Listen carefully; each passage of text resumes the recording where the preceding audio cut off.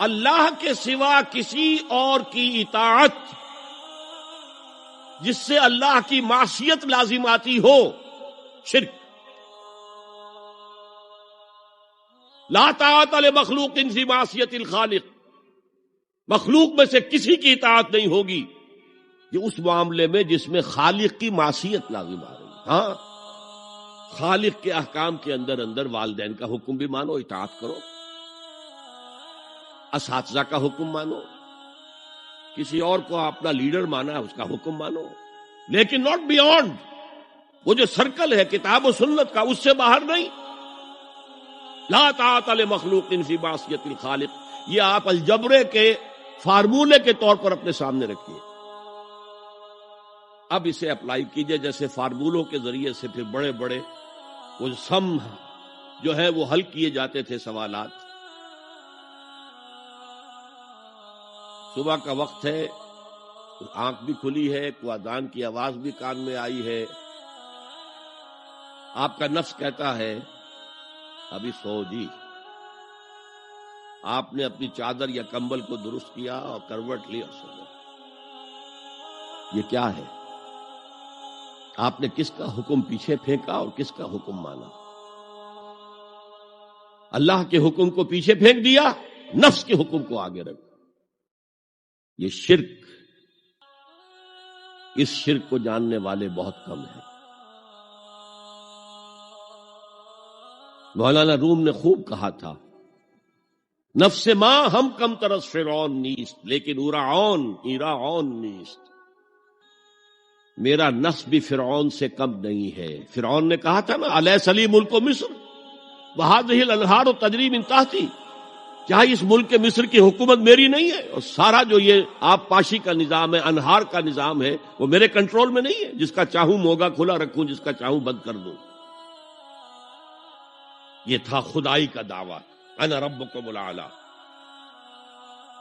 تو مولانا روم کہتے ہیں میرا نفس بھی اس سے کمتر نہیں ہے۔ وہ کہتا یہ جسم میرا ہے، اس پر میرا حکم چلے گا، میں نہیں جانتا کون اللہ کون رسول، کیا حرام کیا حلال۔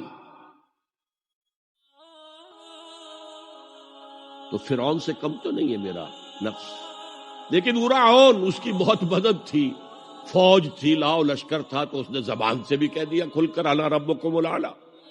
میں مسکین ہوں، غریب ہوں، میرے پاس کوئی طاقت نہیں ہے، میں زبان سے تو کچھ نہیں کہہ سکتا، اندر سے میرا نفس یہی کہتا۔ یہ نفس کی حکومت قرآن کہتا ہے، میں حیران ہوتا ہوں۔ 2 جگہ یہ مضمون آیا ہے، ارأیت من اتخذ الہہ ہواہ افانت تکون علیہ وکیلا۔ اے نبی تم نے دیکھا اس شخص کو، اس کے حال پر غور کیا جس نے اپنی خواہش نفس کو اپنا الہ بنا لیا ہے۔ اللہ اکبر، الہ لا الہ الا اللہ، کلمہ توحید کا مرکزی لفظ یہاں آ رہا ہے، من اتخذ الہہ ہواہ، جس نے اپنی خواہش نفس کو اپنا معبود بنا لیا، الہ بنا لیا۔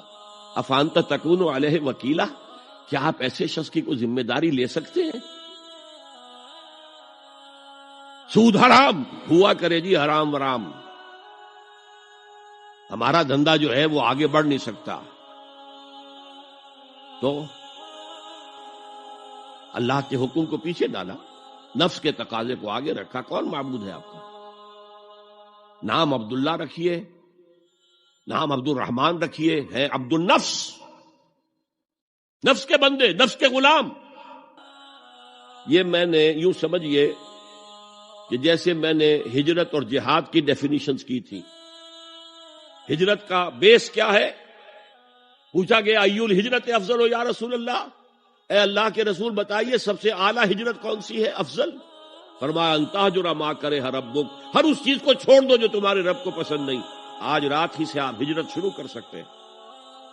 جائزہ لیجئے کیا کیا چیزیں میری زندگی میں خلاف شریعت ہیں، جو اللہ کو ناپسند ہے، فیصلہ کیجئے کہ آج کے بعد نہیں ہوگی، ہجرت شروع ہو گئی، افضل الہجرہ، سب سے افضل ہجرت شروع ہو گئی۔ لیکن ٹاپ پر لے جائیے تو یہ ہجرت جب اللہ کے دین کو قائم کرنے کی جدوجہد اس مرحلے پر آ جائے کہ اب باطل کے ساتھ ٹکراؤ ہے، اور اب چاہیے کہ ساری قوت ایک مرکز پر جمع ہو جائے. ہجرت فرض کر دی گئی.